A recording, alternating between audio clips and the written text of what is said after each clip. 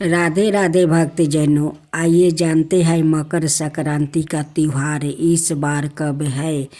मकर संक्रांति का त्योहार इस बार 15 जनवरी को मनाया जा रहा है। इस दिन जप तप दान करने का विशेष महत्व है। इस दिन किए गया दान का दोगुना फल मिलता है। ज्योतिषी शास्त्र के अनुसार मकर संक्रांति के दिन सूर्य शनि देव के घर आते हैं। इस दिन सूर्य शनि की राशि मकर में प्रवेश करेंगे।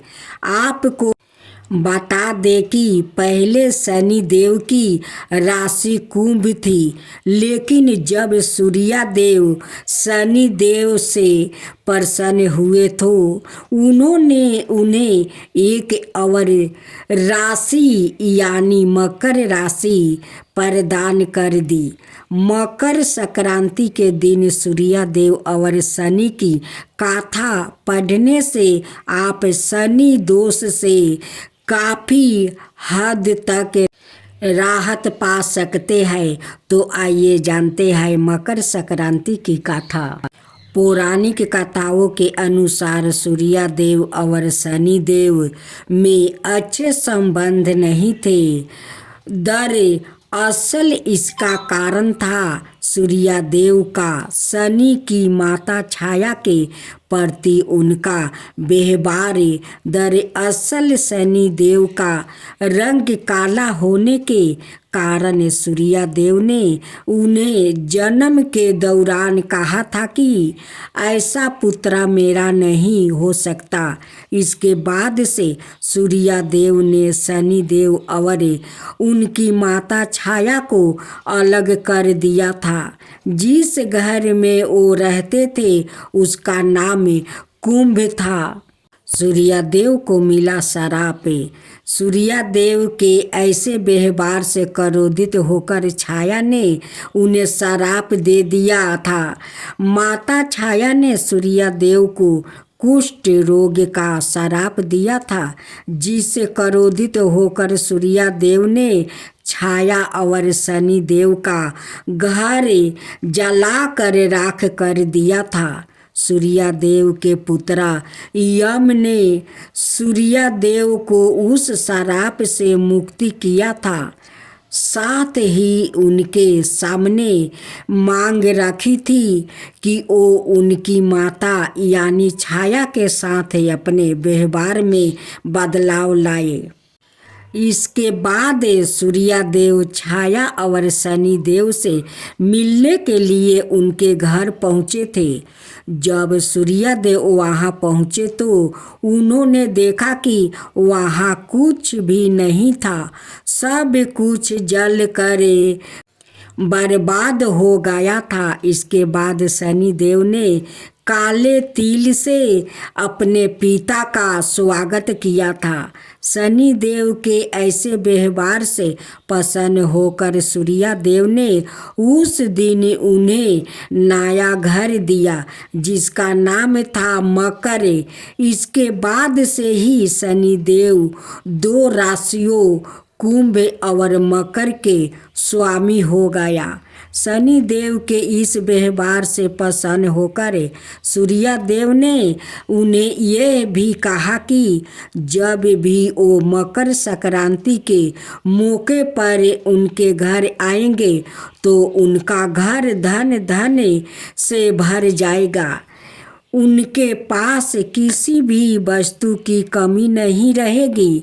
साथ ही यह भी कहा कि इस दिन जो लोग भी मकर संक्रांति के मौके पर मुझे काले तिल अर्पित करेंगे उनके जीवन में सुख समृद्धि आएगी।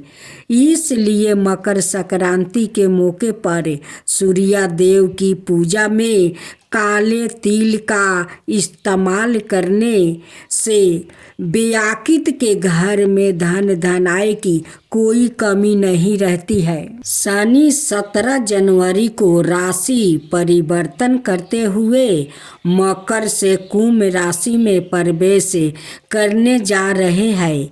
करीब 30 साल बाद शनि अपनी मूल त्रिकोण राशि कुंभ में प्रवेश करेंगे।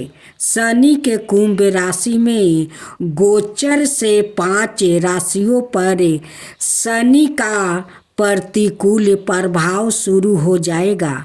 इस गोचर के बाद 3 राशियों की 6.5 और 2 राशियों पर शनि की ढाई लग जाएगी, जबकि मिथुन राशि के लिए शनि नम भाव में होकर ढाई से इन्हें मुक्ति देंगे, लेकिन अभी भी इनका भाग्य भाव को प्रभावित करेंगे। आइए जानते हैं शनि कुंभ राशि में आने पर इन राशियों पर कैसा प्रभाव रहेगा। साथ ही जानिए मकर संक्रांति पर इन राशियों को कौन से उपाय करने चाहिए जिससे शनि का यह गोचर उन्हें अधिक कष्ट ना दे पाए। शनि का कुंभ राशि में जाने से मकर राशि के लोग पर ढाया रहेगी। ऐसे में यह समय आपके लिए उत्तम फलदायी नहीं है। शनि के इस गोचर का सबसे ज़्यादा असर आपके स्वास्थ्य पर दिखाई देगा, इसलिए इस दौरान अपने स्वास्थ्य के प्रति लापरवाही करना आपके लिए हानिकारक साबित हो सकता है। इस दौरान आप पारिवारिक समस्याओं के कारण भी थोड़ा तनाव में रह सकते हैं। इस दौरान कार्य क्षेत्र में भी कुछ रुकावट का सामना करना पड़ सकता है। शनि आपकी राशि से अष्टम भाव में रहेंगे, इसलिए इस दौरान आपको आर्थिक मामलों में बेहद सतर्क रहने की ज़रूरत है। इस दौरान धन विशेष बहुत ही सोच समझ कर करें। इस दौरान आप अतिरिक्त संकट का सामना करना पड़ सकता है। अपने बजट का ध्यान रखते हुए खर्च करें, वरना आपको उधार भी लेना पड़ सकता है। राधे राधे भक्तजनों, आज आप सुनेंगे मकर संक्रांति की व्रत कथा। मकर संक्रांति का पर्व देश भर में धूमधाम के साथ मनाया जाता है। इस दिन खिचड़ी, पोंगल और बिहू भी बनाई जाती है। धार्मिक मान्यता है कि मकर संक्रांति के दिन गंगा स्नान और तिल जली करने से व्याकृत के समस्त पाप कट जाता है। वही पितरों का दर्पण करने से उन्हें मोक्ष की प्राप्ति होती है। कालांतर में राजा भागीरथ ने अपने पूर्वजों को मोक्ष दिलाने हेतु कठिन तपस्या की थी। उनकी तपस्या से प्रसन्न होकर माँ पार्वती धरती पर गंगा रूप में अवतरित हुई थी। इस वजह से राजा सागर के पुत्र को मोक्ष की प्राप्ति हुई थी। साथ ही अनेक पौराणिक कथाएं प्रचलित है। आइए जानते हैं। संतान धर्मी के ग्रंथों में निहित है कि वैदिक काल में भगवान श्री हरि का धरती पर अवतार हुआ था। उस समय के कपिल मुनि के रूप में धरती पर अवतरित हुए थे। कालांतर में भगवान गंगा सागर के समीप आश्रम में बनाकर तपस्या करने लगे। उन्हों दिनों राजा सागर की प्रसिद्धि तीनों लोकों में थी। सभी राजा सागर के परोपकार और पुण्य कर्मों की महिमा करते थे। यह देख राजा इंद्र बेहद क्रोधित हो और चिंतित हो उठे। सागर के राजा इंद्र को लगा कि अगर राजा सागर को नहीं रोका गया तो वो आगे चलकर स्वर्ग के राजा बन जाएगा। यह सोचकर राजा इंद्र ने राजा सागर द्वारा आयोजित यज्ञ हेतु अश्वा को चुरा कर कपिल मुनि के आश्रम के समीप बांध दिया। जब राजा सागर को अश्वा के चोरी होने की सूचना मिली तो उन्होंने अपने सभी पुत्रों को अश्वा ढूंढने का आदेश दिया।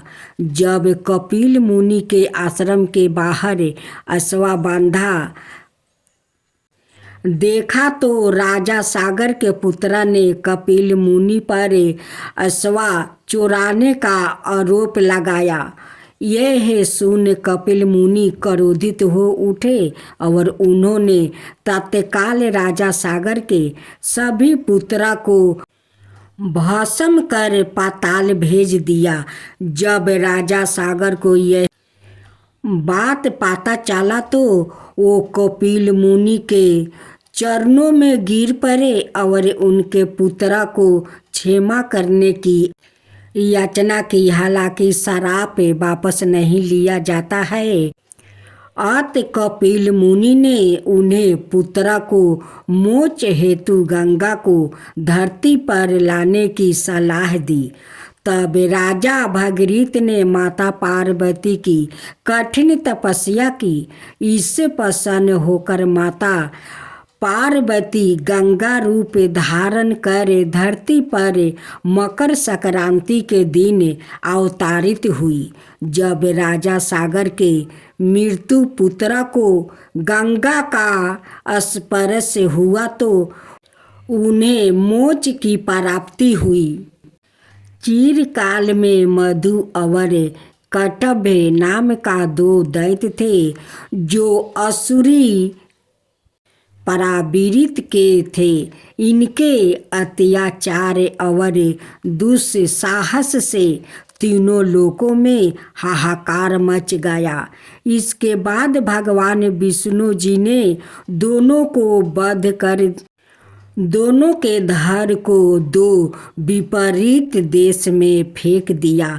हालांकि धड़ एकजुट होकर फिर से मधु और कैटभ बन गए और तीनों लोकों में अपना आतंक मचाना शुरू कर दिया।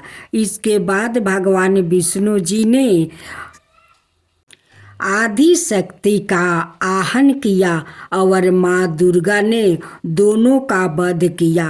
कालांतर में भगवान श्री हरि विष्णु जी ने मधु और कैटभ को पृथ्वी लोक पर लाकर मंदार पर्वत के नीचे उन्हें दबा दिया ताकि वो फिर से उत्पन्न हो सके।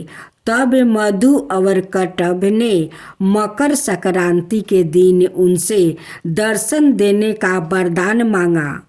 दानवों के इस वरदान को विष्णु जी ने स्वीकार कर लिया। कालांतर से भगवान नारायण मकर संक्रांति के दिन मंदार पर्वत दानवों को दर्शन देने आते हैं। इसके अलावा सूर्यदेव एक माह के लिए मकर संक्रांति के दिन अपने पुत्र शनिदेव के घर आते हैं।